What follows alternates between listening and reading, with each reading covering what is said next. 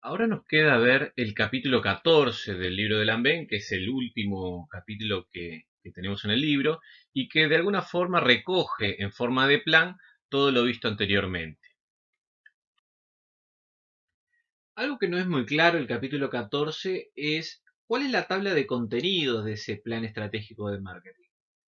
Si bien en uno de los apartados habla de la estructura general del plan de marketing y como todo plan, bueno, un plan lo que hace en definitiva es responder preguntas, ¿no? Responder preguntas, eso ayuda un poco a la planificación. Este caso no está exento a ello y menciona como 6 preguntas clave que debería buscar responder este plan. Esas preguntas son, bueno, ¿cuál es el mercado de referencia y cuál es la misión estratégica de la empresa en dicho mercado? Y aquí tenemos que retrotraernos casi que a marketing básico. ¿Se acuerdan que en marketing básico muchas de las cosas que vimos refieren a una dimensión estratégica? Por ejemplo, el análisis de las necesidades, los deseos y las demandas, el comportamiento del consumidor, lo que es segmentación y la elección del mercado meta, cuantificar, medir y cuantificar el mercado, lo que es el posicionamiento. Bueno, todos esos temas que vimos al arranque de marketing básico refieren a una dimensión estratégica. Entonces acá tenemos que, para armar este plan de marketing estratégico, eh, recuperar algunas cosas que ya vimos antes, en la materia anterior. Entonces acá, ¿cuál es el mercado de referencia? ¿A qué mercado vamos a apuntar? ¿Y cuál es la misión estratégica? Sí, lo de la misión lo vimos hace poquito, ¿se acuerdan? Lo atábamos también a un tema a lo que decía Simon Sinek en cuanto al propósito de la organización, de empezar por el porqué. Es esa estrategia madre y orientadora que después de alguna forma va a servir de guía para todo el resto de las estrategias que se desprendan. ¿Sí? Después, en dicho mercado, ¿cuál es la diversidad de productos marcados y cuáles son los posicionamientos deseados? Bueno, en definitiva, ahí hay que definir, ¿no? ¿Se acuerdan? En segmentación decíamos, una vez que identificamos esas homogeneidades, en esa gran heterogeneidad, una decisión era decir, bueno, a cuáles y a cuántos segmentos vamos a atender, y bueno, cuáles son los productos marcados que vamos a atacar. Y después, qué posicionamiento queremos tener en cada uno de ellos, ¿no? Cómo queremos ser reconocidos en la mente del consumidor. Después, ¿cuáles son los atractivos de los productos marcados y cuáles son las oportunidades y amenazas del entorno? Aquí el libro habla de una auditoría externa, ¿no? Mirar hacia afuera, hacia el entorno y identificar oportunidades y amenazas. Eso es importante. Después, para cada producto marcado, cuáles son las fortalezas y debilidades y qué tipo de ventaja competitiva posee. Lo que el libro llama una auditoría hacia adentro, una auditoría interna, evaluando en este caso la competitividad, ¿no? Midiéndonos con otros, identificando fortalezas y debilidades y dónde vamos a basar nuestra ventaja competitiva. Y después, qué tipo de cobertura y desarrollo adoptar para cada producto marcado. Bueno, distintos tipos de cobertura de mercado, con una determinada estrategia definida. Y por último, cómo traducir los objetivos estratégicos en un determinado mix, ¿no? Un determinado producto, un determinado precio, distribución y comunicación. Hay que entender de que el plan estratégico de marketing termina en un programa, en un presupuesto, en un plan más bien operativo. ¿Sí? Esa es la conclusión de alguna forma del plan, es aterrizarlo en acciones concretas para lograr ciertos objetivos estratégicos. Pero esas acciones van a estar basadas en nuestras 4 variables controlables del mix. ¿Sí? En definitiva, qué estrategia de producto tendremos, qué estrategia de precio, de distribución y comunicación para lograr esos objetivos estratégicos que después vamos a ver más adelante. Y lo que hay que entender es que un plan de marketing estratégico impacta a toda la empresa. Esto no lo puede hacer en solitario, encerrado en su oficina, el gerente de marketing. Un plan estratégico de marketing involucra a toda la organización, desde la gerencia general, que de alguna forma es el que le va a dar el visto bueno, pero después tiene que tener la anuencia o la colaboración de cada uno de los distintos departamentos de la empresa. ¿Por qué? Porque si hay un departamento de investigación y desarrollo, bueno, eh, tiene que trabajar con marketing para adaptar, para generar o diseñar o crear productos adaptados a las necesidades y deseos y demandas del mercado. Pero para eso se tiene que alimentar de esa información que le proveerá marketing. Después producción, en cuanto a cuál es el timing de producción o cuál es la planificación de la producción para cumplir con el volumen de ventas que se va a generar. Después recursos humanos para tener el talento, las capacidades necesarias como para llevar ese plan adelante. En muchos casos habrá que formar a la gente. Y por último, finanzas, que es el que va a proveer o va a decir qué limitantes hay para llevar adelante el plan. El plan, vamos a ver más adelante, que termina también en un presupuesto. ¿Sí? En un presupuesto porque esas actividades no son gratuitas, probablemente haya que invertir en cada una de ellas. Entonces, finanzas es el que va a decir hay dinero o no hay dinero o cuáles son las limitantes. ¿Por qué es importante ese plan estratégico de marketing? Y bueno, justamente para realizar previsiones en tres ámbitos. Primero, en cuanto a las inversiones requeridas, ¿no? Ya hablábamos de finanzas, responder a la demanda e ingresar en nuevos productos de mercado. Bueno, ¿cuáles son las inversiones requeridas? Si no planificamos, no vamos a entender qué financiamiento es necesario para el logro de esos objetivos que nos hemos fijado. Después vamos a hablar de los objetivos. Después, la organización del plan de producción, previsiones de pedidos, bueno, es un poco el esquema anterior que decíamos va a impactar en toda la empresa. Y después la liquidez financiera, ¿no? Este es un poco ya un resumen del esquema anterior. Y algunas otras ventajas, a veces no tan claras, es que un plan estratégico de marketing obliga a tener una visión común y compartida sobre el futuro de la empresa, ¿no? Una hoja de ruta, una zanahoria, un norte compartido, y eso no es menor, alinea a toda la organización al logro de determinados objetivos, facilita la coordinación y seguimiento de actividades, ¿no? Al entender qué actividades se van a desarrollar, quiénes son los responsables y qué presupuesto hay asignado, bueno, eso obviamente facilita enormemente lo que es la coordinación y seguimiento del proyecto, y después constituye un importante elemento de comunicación, incrementa la agilidad de las reacciones frente a cambios imprevistos. Hay un capítulo destinado dentro del plan a lo que es la planificación de lo imprevisto, y al tener un documento escrito como hoja de ruta, bueno, obviamente eso facilita la comunicación y la coordinación y que estén todos alineados, entendiendo qué es lo que tienen que hacer para lograr qué cosa. Y después permite controlar la realización de objetivos y la gestión, obviamente después viendo las desviaciones y entendiendo, tratando de entender por qué se dan.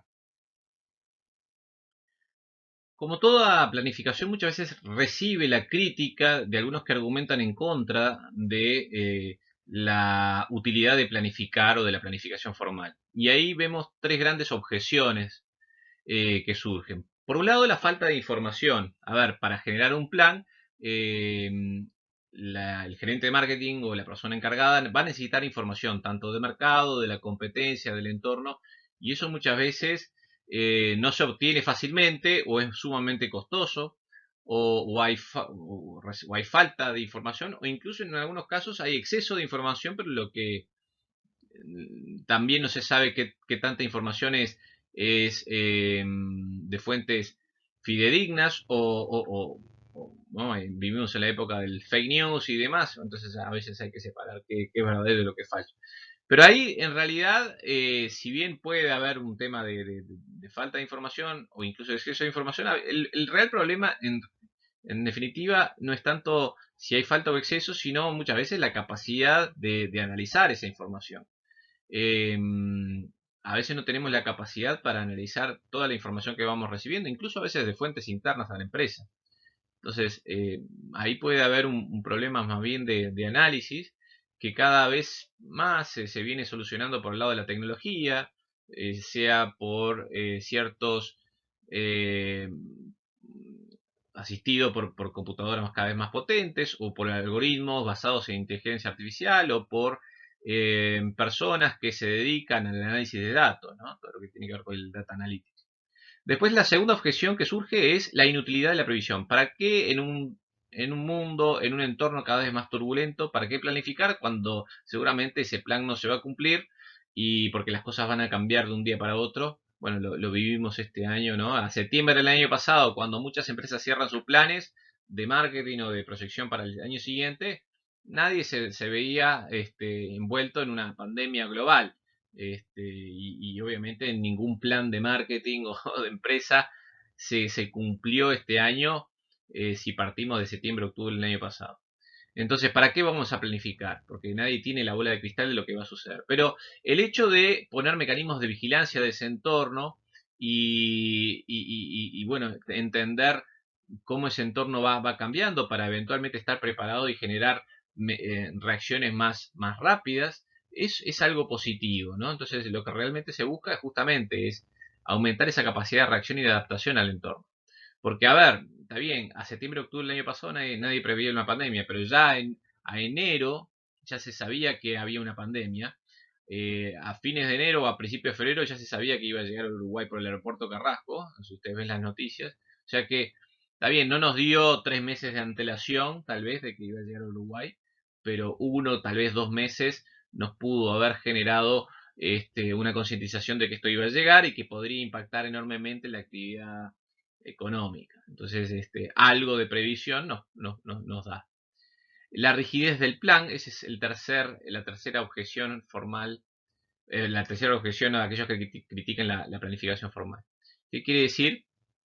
Que el plan, a veces se trabaja por el plan como objetivo por sí mismo, y eso encorseta a la organización en un determinado camino que hay que seguir y no nos da flexibilidad. En realidad, el solo hecho de planificar y revisar implica también revisar los objetivos. El plan debería ser un documento vivo que acompañe a la gerencia en ese camino, que haya que revisar las desviaciones. Después vamos a hablar un poco de las desviaciones, pero que haya que revisar las desviaciones, pero no quiere decir que en determinado momento no haya que revisar los objetivos a ver si siguen vigentes. Entonces, el plan no debería ser algo rígido, sino flexible y vivo, que haya que revisar permanentemente y si hay que cambiar, hay que cambiar.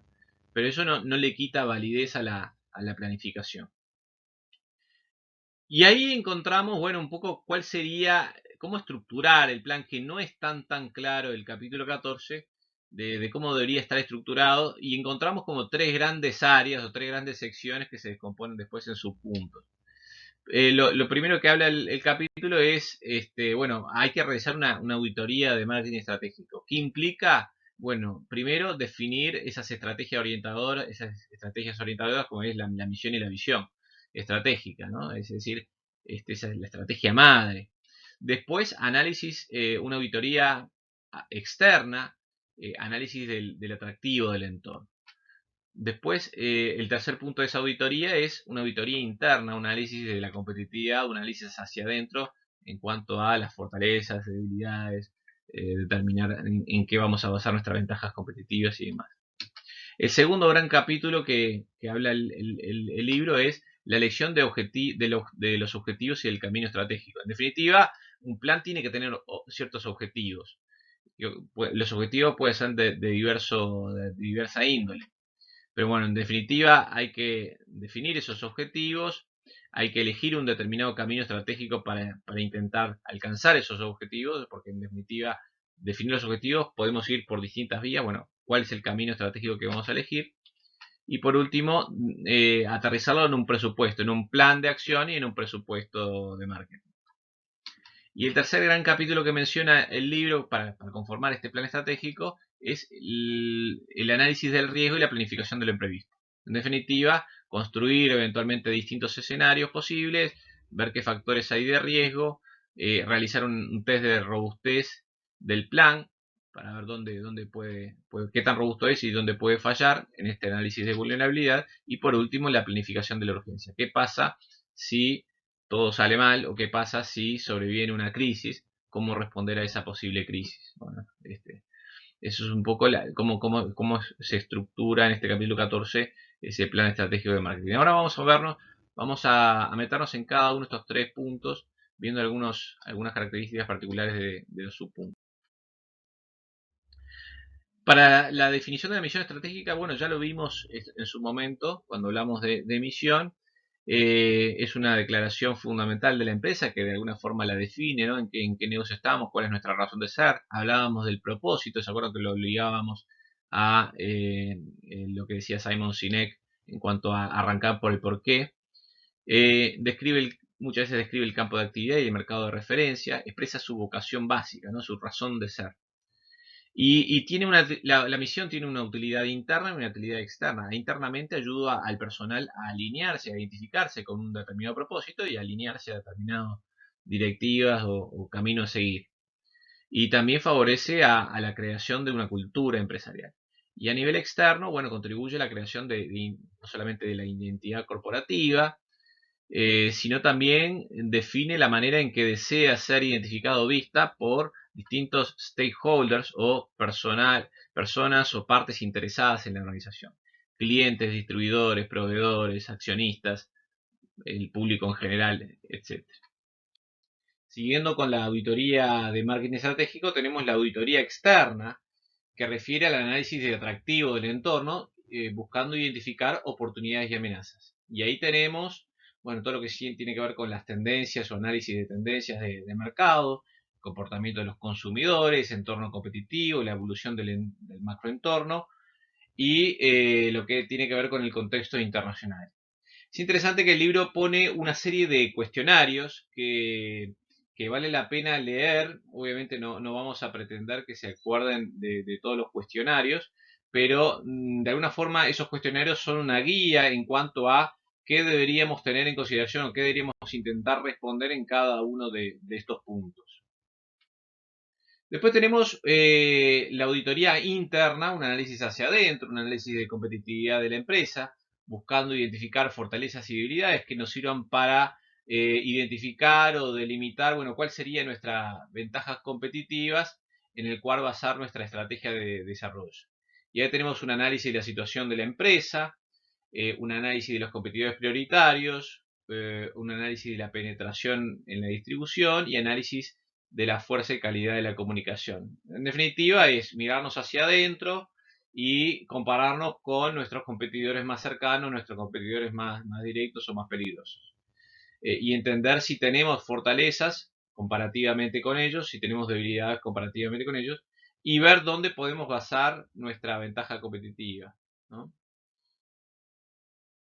Por último, dentro de lo que es el plan estratégico de marketing, tenemos el capítulo de la elección de los objetivos y del camino estratégico, y ahí deberemos definir cuáles son los objetivos a alcanzar dentro de ese plan, y esos objetivos, porque pueden ser diversos y varios, los podemos categorizar en dos grandes apartados, lo que son objetivos extraeconómicos que refieren a aspiraciones que tienen los fundadores, los directivos o los, o los propietarios de la empresa en cuanto a temas que no refieran netamente a lo económico, pueden ser temas sociales, a veces hay aspiraciones más de tipo,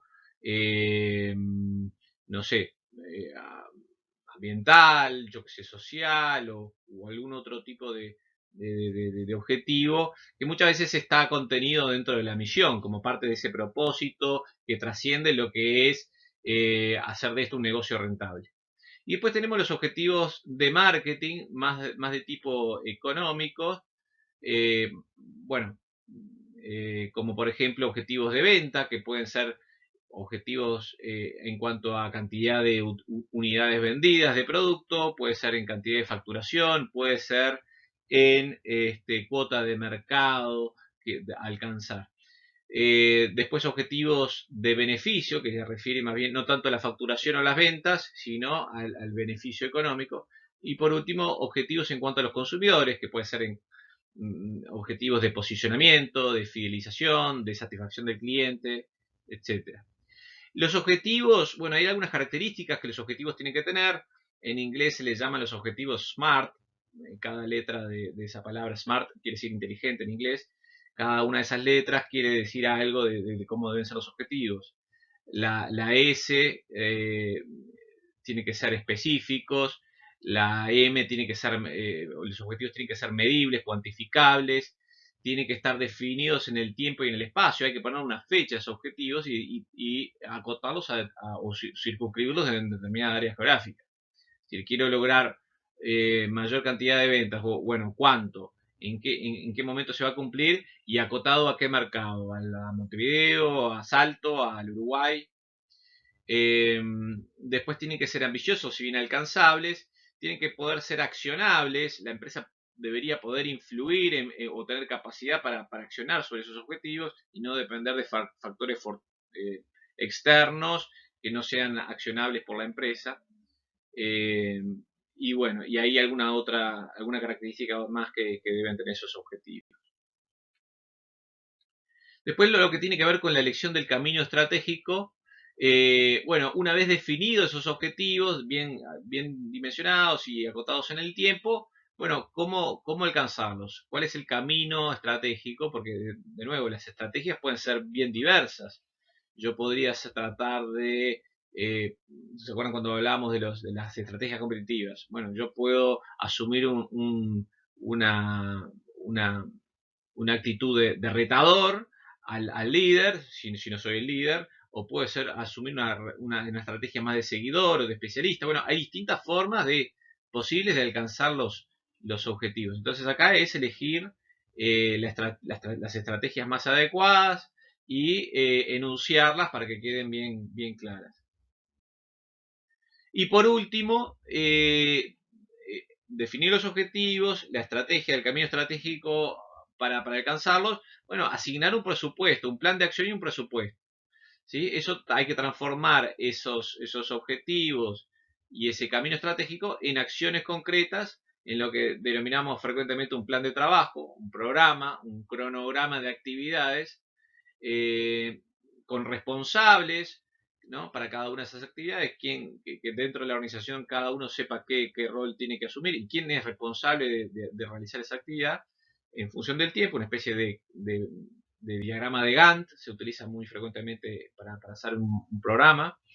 Y después un presupuesto. Cada una de esas acciones probablemente tenga que tener un presupuesto asignado para poder cumplirlo, ¿no? Y ahí obviamente lo que es la definición del presupuesto hay que negociar, ¿no? Ahora está el presupuesto nacional en el Parlamento. Bueno, obviamente hay que negociar ese presupuesto para que estén para ver las prioridades, porque obviamente los recursos siempre son limitados y habrá que ver en dónde se ponen esas fichas, ese presupuesto.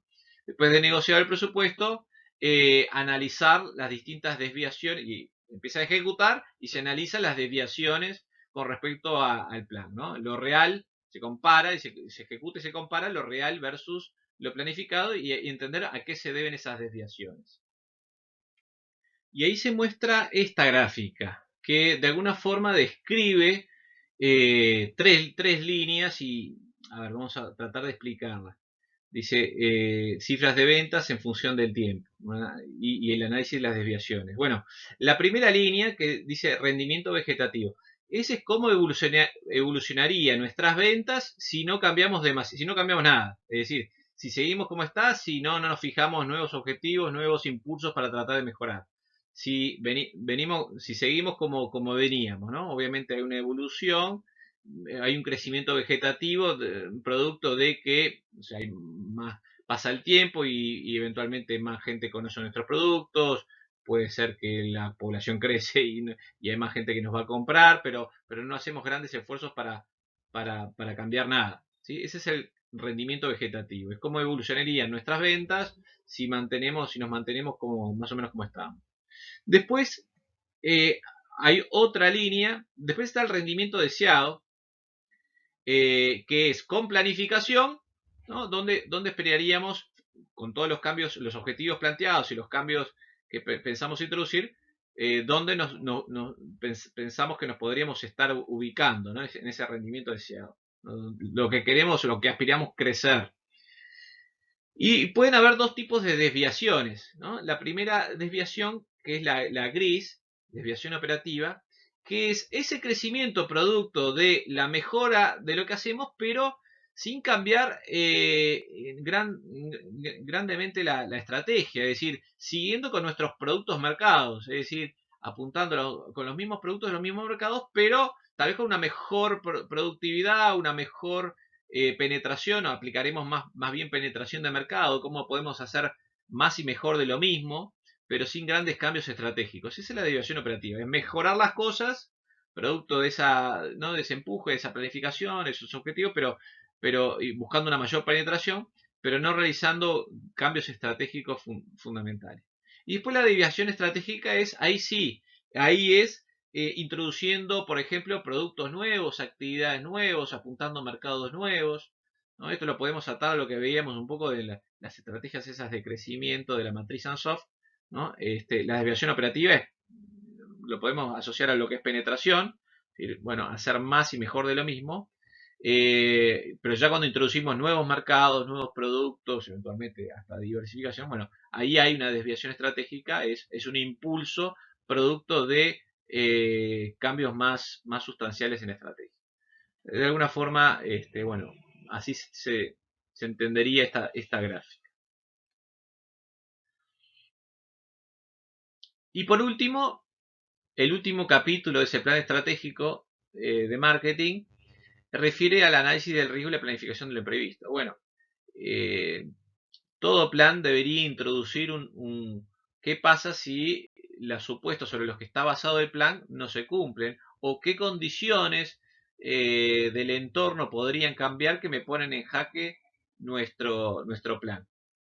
Y eso se subdivide a su vez en un test de robustez del plan estratégico que para ver qué tan fuerte es, qué tan robusto es. Y ahí hay un autor que se llama Day que propone someter al plan a 7 preguntas que son las siguientes. La primera es un tema de oportunidad. ¿El plan o proyecto representa realmente una ventaja competitiva defendible? ¿Existe realmente una oportunidad o voy a ofrecer algo donde es muy similar a otras cosas, donde no hay una ventaja distinguible, un diferencial distinguible, una ventaja competitiva sobre la cual pueda basar mi proyección y crecimiento? Entonces, ¿existe realmente una oportunidad? Después, temas de validez. ¿La hipótesis sobre las que está construido el plan son realistas? ¿Y cuál es la calidad de la información sobre la que se apoyan? En definitiva, obviamente, el plan va a ser tan bueno como los supuestos que se utilicen. O sea, si los supuestos son poco confiables o están basados en información poco confiable, poco fidedigna, y los supuestos son poco realistas, bueno, obviamente ese plan va a dar cualquier cosa. Entonces, en definitiva, a ver qué tan válidos es ese plan, o los supuestos sobre los que se construye.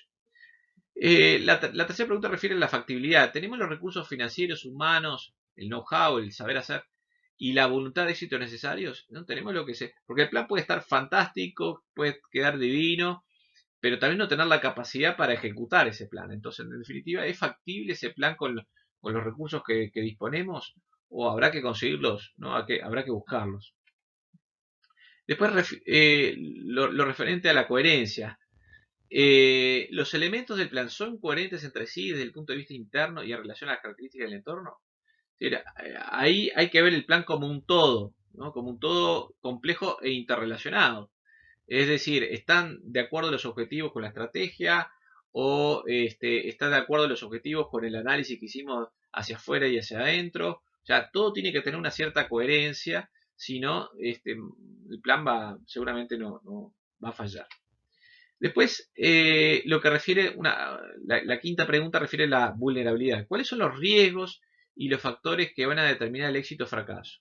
Si pudiera fallar algo, ¿cómo me impactaría? ¿A qué es vulnerable el plan? ¿Sí? ¿Cuáles son los supuestos más sensibles sobre los cuales está construido? Que si eso falla, se me desmorona como un castillo de naipes.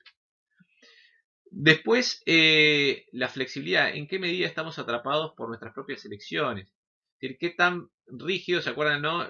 Una de las oposiciones que se hacía a la planificación formal era que el plan te encorsete, ¿no? Que sea una hoja de ruta muy rígida sobre la cual no permite esa flexibilidad. Bueno, ¿qué tan rígido es el plan o qué tan flexible? ¿Qué cambios permite a futuro si las circunstancias cambian? Y por último, la séptima refiere a la rentabilidad. cuál es el atractivo financiero real del plan. En definitiva, qué tan beneficioso es, qué tan rentable es ejecutar ese plan. Después de realizado el test de robustez, deberemos realizar un análisis de la vulnerabilidad, donde identificaremos distintos factores sobre los cuales pueden tener un riesgo de ocurrencia y un impacto sobre la estrategia fuerte o débil, y sobre los cuales la empresa puede ejercer un fuerte o débil control. Algunos son incontrolables de esos factores, otros podremos ejercer un control. Y ahí surge un cuadro, un gráfico con 4 cuadrantes. ¿Sí? Supongamos que nos ubicamos arriba a la derecha, identificando factores que pueden tener un riesgo elevado y un impacto elevado sobre la estrategia y sobre los cuales también podemos ejercer un fuerte control. Ahí figura el cuadrante estratégico, en el libro menciona factores de importancia estratégica, son factores dominables sobre los cuales deberemos mantener vigilados, ¿sí? Para seguir controlándolos, sabiendo que su impacto, si se nos descontrola, puede ser elevado en la estrategia. Por lo tanto, hay que mantenerlos cortitos, ¿no? Y vigilados. Después tenemos el cuadrante de abajo a la derecha, que es aquellos factores en los cuales, ¿no?, el riesgo y el impacto es débil, pero sí podemos tener un fuerte control sobre ellos.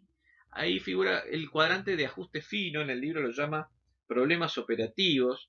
¿Sí? Son problemas, el libro le dice de intendencia, es decir, hay que gestionarlos, pero no va a requerir procedimientos de gestión excepcionales, es decir, el impacto y el riesgo no me va a cambiar la estrategia, por lo tanto gestionaremos como gestionamos siempre, pero tampoco requiere acciones especiales. Después en el cuadrante de abajo a la izquierda, donde tenemos factores de riesgo e impacto débil y sobre los cuales no tenemos control. Ahí le llama cuadrante no estratégico, en el libro le llama hipótesis verosímil. Bueno, ¿qué acciones debemos hacer en esos factores, sobre esos factores? Y bueno, formular hipótesis y quedarnos con aquellas que sean más verosímiles. ¿Qué quiere decir verosímil? Que sean más probables o relevantes. ¿Qué pasa si algo cambia? ¿Qué pasa si algo cobra relevancia? ¿No? Formular hipótesis. Y bueno, manteniéndonos a la expectativa, pero tampoco no requiere mayores acciones que haya que hacer, ¿no? Simplemente formular escenarios. Después tenemos ahí el cuadrante que es más delicado, que son aquellos factores sobre los cuales hay un mayor riesgo de ocurrencia y mayor impacto sobre nuestra estrategia, pero sobre los cuales la empresa tiene un débil control. ¿Sí? Bueno, ahí estamos en el cuadro más importante, el cuadro de vulnerabilidad, el cuadrante de vulnerabilidad, la zona de vulnerabilidad. ¿Y qué debemos hacer en ese cuadrante? Bueno, obviamente, como no tenemos control, deberemos formular o realizar un plan frente a posibles crisis. ¿Sí? ¿Cómo podemos reaccionar frente a esos factores cuando ocurre, donde no tenemos control? ¿Qué pasa si, no sé, el proyecto refiere a hacer un evento al aire libre? Bueno, hay un factor que es incontrolable, que es el clima, ¿no? Nosotros podemos seguir, ¿no?, AccuWeather, o podemos seguir distintos mecanismos para ver cómo va a estar el clima, pero en definitiva el clima puede cambiar. Entonces, en ese caso, bueno, ¿qué pasa si llueve? ¿Se suspende? ¿Pondremos carpas? ¿Cuál es el plan? El plan B, el plan anticrisis. ¿Sí? Esos factores son los más relevantes sobre los cuales me tengo que concentrar mayormente. No quiere decir que los de al lado del cuadrante estratégico no los tenga que tener vigilados, sí, los tengo que tener vigilados, pero esos sé que los puedo tener bajo control. ¿Qué pasa sobre todos aquellos que no podemos tener bajo control? Bueno, una cosa que nadie tenía bajo control es la pandemia que surgió a nivel mundial. Bueno, podría haberlo previsto, habían planes anticrisis formulados, tal vez no en septiembre, octubre del año pasado, pero tal vez en enero y en febrero empezaron a aparecer posibles, ¿no?, planes anticrisis, producto de un factor no controlable que sin duda me iba a impactar. Habría un alto riesgo a medida que pasaba el tiempo el riesgo de que llegara a Uruguay era cada vez más elevado y en determinado momento se volvió indiscutible que iba a llegar y sobre los cuales no ejercía ningún control. Y por último, la planificación de la urgencia, ¿sí? Porque a pesar de los mayores esfuerzos de planificación, hay cosas que no dependen de nosotros, son incontrolados o pueden aparecer eventos inesperados que nadie preveía, no había plan posible, ¿no? El tema, ¿no? De nuevo, septiembre-octubre del año pasado, la pandemia no estaba en el radar, recién empezaron a aparecer los primeros casos en diciembre o se empezaron a comunicar en diciembre que en China había aparecido esto. Entonces, bueno, ahí hay que planificar frente a lo inesperado, que obviamente esos casos son donde las crisis suceden.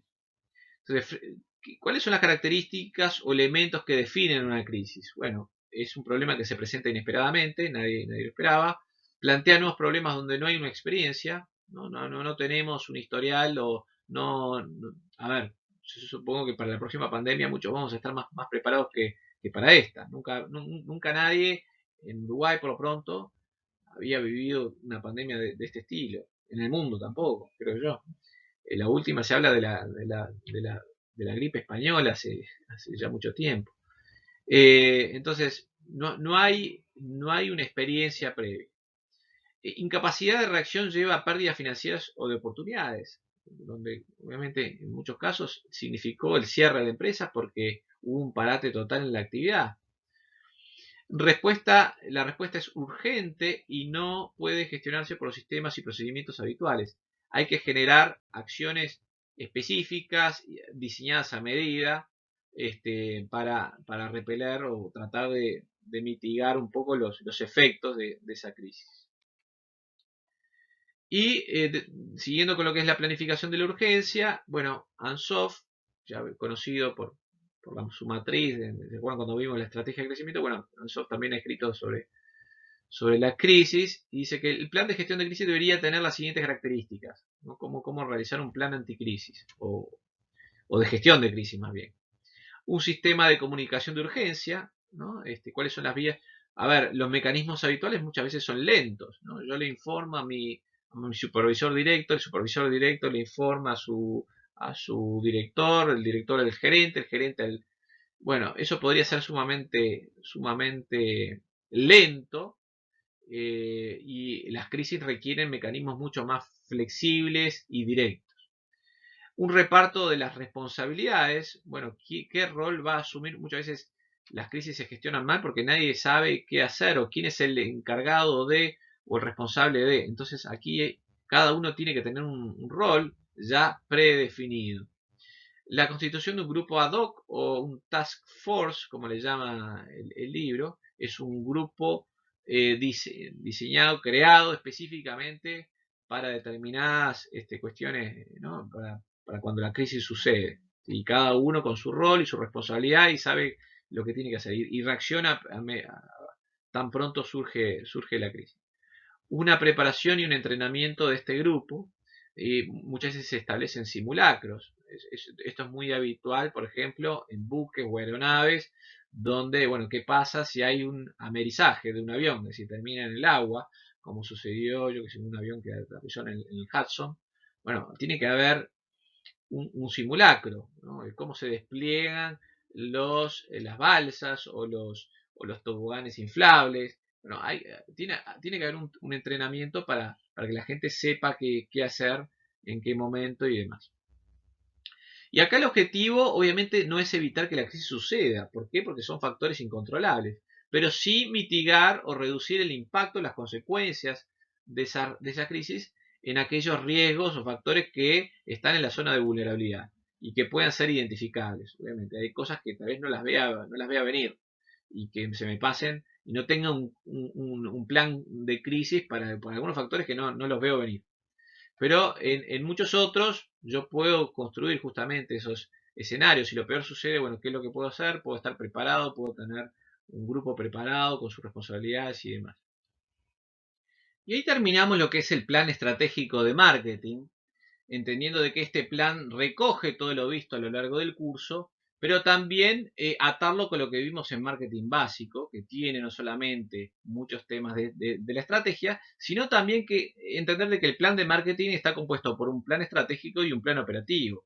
Ahí en el punto 2 marqué rojo donde habla del presupuesto de marketing. Bueno, ese presupuesto tiene un plan de acción, un cronograma, donde ahí utilizaremos las variables del mix, ¿no? Que ya hemos visto en básico, ¿no? Hay que hacer una estrategia a nivel de producto, de precio, de distribución y de comunicación. Eso después traducido en acciones a llevar adelante y cada acción con un responsable y un presupuesto. Por lo tanto, el plan de marketing se conforma de un plan estratégico, pero también luego aterrizado en un plan operativo y un presupuesto. Bueno, con esto de alguna forma daríamos finalización a lo que es los temas del curso y bueno, esperamos que les haya servido, no solamente de cara a la revisión, sino a la hora de su vida como futuros profesionales, sabiendo que el marketing después, bueno, tiene otras opciones más adelante que esperamos también puedan participar, lo que es marketing digital, marketing de servicios y otras derivaciones del marketing que se irán enterando. Bueno, muchas gracias y seguimos adelante.